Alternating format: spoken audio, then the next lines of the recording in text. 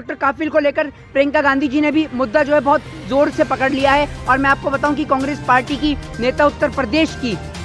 भावी मुख्यमंत्री के तौर पर चेहरा भी बन सकती हैं प्रियंका गांधी जी। और इसी बात को लेकर उत्तर प्रदेश के मुख्यमंत्री को डर है और खौफ है। और आज विपक्ष के तौर पर जिस तरीके से प्रियंका गांधी जी ने आवाज उठाई है डॉक्टर काफिल के साथ में, उसी को मद्देनजर रखते हुए मुझे लगता है पूरा देश के अंदर जो भी विपक्ष के नेता हैं, चाहे फिर वो अखिलेश यादव हों, लालू प्रसाद यादव हों, या देश के अंदर बड़े बड़े तमाम विपक्ष के नेता हों, मेरी देश के तमाम बड़े बड़े नेताओं से गुजारिश है कि देश के अंदर एक मूवमेंट चलाया जाने चाहिए। देश के अंदर तमाम लोगों को आवाज उठानी चाहिए, फिर वो चाहे डॉक्टर काफिल हो, चाहे फिर वो उत्तर प्रदेश के अंदर पत्रकार हो। डॉक्टर कफील की आपने बात करी तो डॉक्टर कफील का एक मुद्दा बहुत ज्यादा हाईलाइट हुआ था कि जब बिहार की राजधानी पटना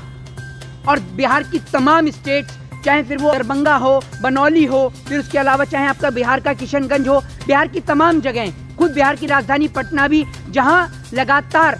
चमकी बुखार के कारण बच्चे मर रहे थे, तो उन बच्चों को बचाने का कार्य डॉक्टर कफील ने किया। जो सरकार नीति नियम और कानूनों का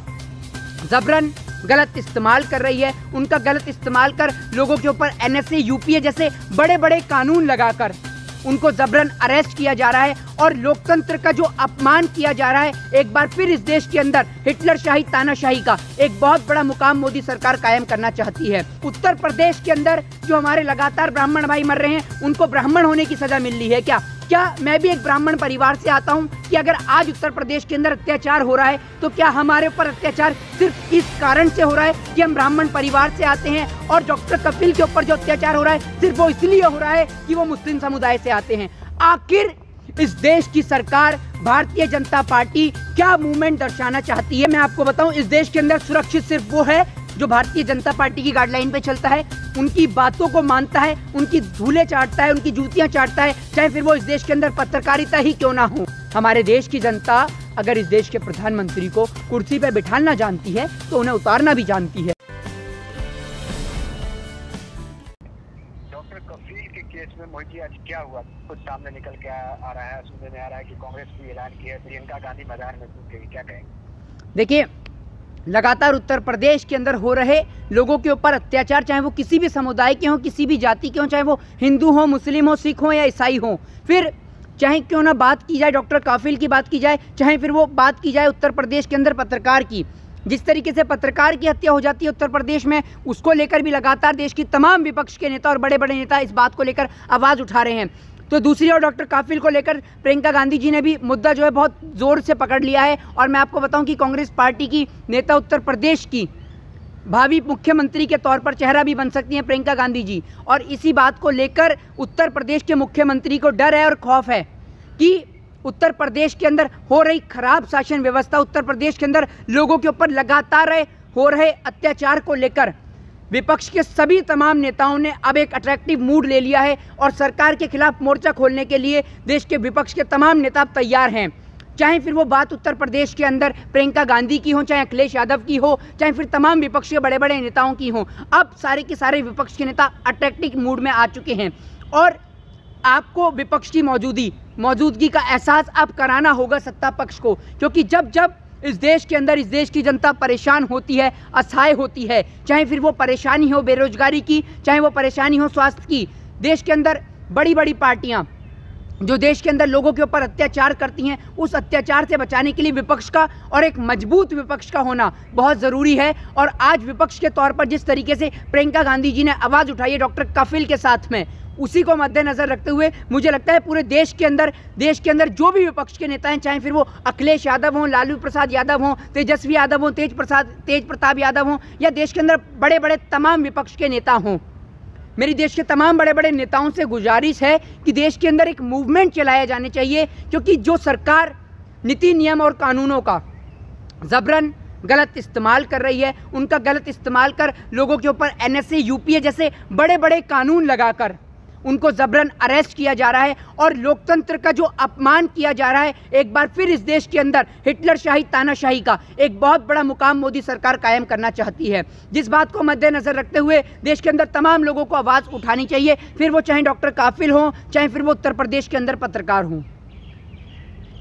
डॉक्टर कफील जो है वो अकेले से पड़े हुए थे, लेकिन जिस तरीके से प्रियंका गांधी ने ऐलान किया है साथ आने का, आवाज़ बुलंद करना, कहीं ना कहीं लोगों की मुश्किलें तो अब लग रहा है कि धीरे धीरे बढ़ जाएगी।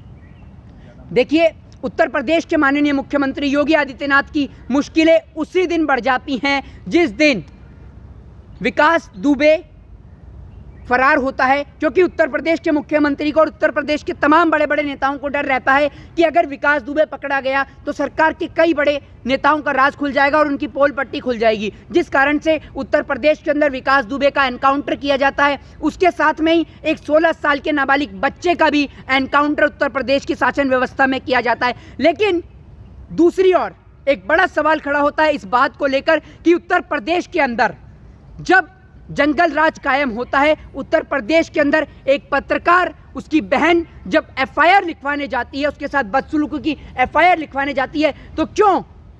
उसका मर्डर कर दिया जाता है, उसको मार दिया जाता है और उत्तर प्रदेश की पुलिस चुप और मौन रहती है? क्या सिर्फ इस कारण से कि वो पत्रकार ब्राह्मण है और उत्तर प्रदेश के अंदर लगातार हो रहे ब्राह्मणों के ऊपर अत्याचार, मुस्लिमों के ऊपर हो रहे अत्याचार, आदिवासियों, दलित के ऊपर लगातार भारतीय जनता पार्टी देश के अंदर हर एक प्रत्येक वर्ग के ऊपर अटैक करने में लगी हुई है, चाहे वो किसी भी जाति, किसी भी रिलीजन का हो?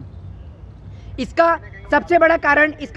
कारण ये है, इसका सबसे बड़ा पॉलिटिकल कारण है। उसका कारण ये है कि ये लोग जो इनके खिलाफ बगावत की आवाज़ को उठाते हैं, उस बगावती आवाज़ को बुलंद नहीं होने देते, चाहे फिर वो आवाज़ कमलेश तिवारी की हो, चाहे फिर वो आवाज़ देश के तमाम बड़े बड़े नेताओं की हो, चाहे फिर वो आवाज़ डॉक्टर कफिल की ही क्यों ना हो। आपको नहीं लगता है कि कफिल को मुसलमान होने की सजा मिल रही है? जिस तरीके से कोरोना काल था, डॉक्टरों की सेवा करना था, लेकिन वो अभी जेल में है। देखिए, अगर आप इस बात को मद्देनजर रखें कि डॉक्टर कफिल को मुसलमान होने की सजा मिल रही है, तो क्या भारतीय जनता पार्टी असफल है देश के तमाम लोगों को उनके वादे जो उन्होंने देश की जनता से किए थे उनको पूर्ण करने में, जिस कारण से लगातार भारतीय जनता पार्टी लोगों का माइंड डाइवर्ट करना चाहती है, चाहे फिर वो माइंड डाइवर्ट करने के लिए मॉब लिंचिंग की बात हो, चाहे फिर वो देश के अंदर हिंदू मुस्लिम की बात हो, चाहे वो फर्जी राष्ट्रवाद की बात हो, चाहे फिर वो भगवान श्री राम की बात हो। कुल मिला के आपसे कहना है कि सरकार में मुसलमान क्या, ब्राह्मण क्या, दलित क्या, सब पे अत्याचार हो रहा है, सिर्फ खुशहाल कौन है? देखिए, आज देश के अंदर लगातार पत्रकारों की छवि धूमिल हो रही है, सिर्फ इस कारण से क्योंकि आप रियलिटी नहीं दिखाते, सच्चाई नहीं दिखाते। उसका कारण ही यही है कि आज लोगों ने देखना बंद कर दिया है न्यूज़ चैनल्स को, और लोग, देश की जनता न्यूज़ चैनल से ज़्यादा भरोसा करती है इस देश की सोशल मीडिया पर। भड़काऊ भाषण का तो आरोप लगता है कि भड़काऊ भाषण भी। देखिए, अगर आप बात करें डॉक्टर कफिल की, तो कल को अगर हमारे ऊपर NSA या UPA जैसा कानून लगाकर हमारे को बंद कर दिया जाएगा तो उसमें हमारे ऊपर भी यही कहा जाएगा कि ये लोग भड़काऊ भाषण देते थे। लेकिन इस देश के अंदर लोकतंत्र की आवाज़ को उठाना आपका और मेरा सभी का फर्ज है, और मेरी तो बल्कि देश के तमाम लोगों से गुजारिश है कि अगर आपके साथ किसी भी तरीके का अन्याय हो रहा है, चाहे फिर वो शिक्षा को लेकर हो, स्वास्थ्य को लेकर हो, बेरोजगारी को लेकर हो, आप अपनी आवाज़ को उठाइए और अपनी आवाज़ को बुलंद कीजिए, क्योंकि पूरे विश्व में हमारा देश ऐसा है, हमारे यहाँ कोई हिटलर शाही नहीं है, हमारे यहाँ तानाशाही नहीं, हमारे यहाँ राजा का शासन नहीं है। हमारे देश की जनता अगर इस देश के प्रधानमंत्री को कुर्सी पर बिठाना जानती है तो उन्हें उतारना भी जानती है, और देश की जनता की अगर आप हिफाजत नहीं कर पाएंगे, देश की जनता से जो आपने वादे किए हैं उनको पूर्ण नहीं कर पाएंगे, तो मेरा मानना ये है कि देश की जनता आपको पुनः उखाड़ के फेंक देगी कुर्सी से। पहले लोग पूछते थे अच्छे दिन कब आएंगे, अच्छे दिन कब हैं, अब पूछते हैं कितने दिन बचे हैं, यानी मोदी सरकार की गवर्नमेंट को, उनके कार्यकाल को पूरा करने में कितने दिन बचे हैं। उत्तर प्रदेश के अंदर गुंडा राज लगातार कायम हो रहा है। डॉक्टर कफिल की आपने बात करी, तो डॉक्टर कफिल का एक मुद्दा बहुत ज़्यादा हाईलाइट हुआ था कि जब बिहार की राजधानी पटना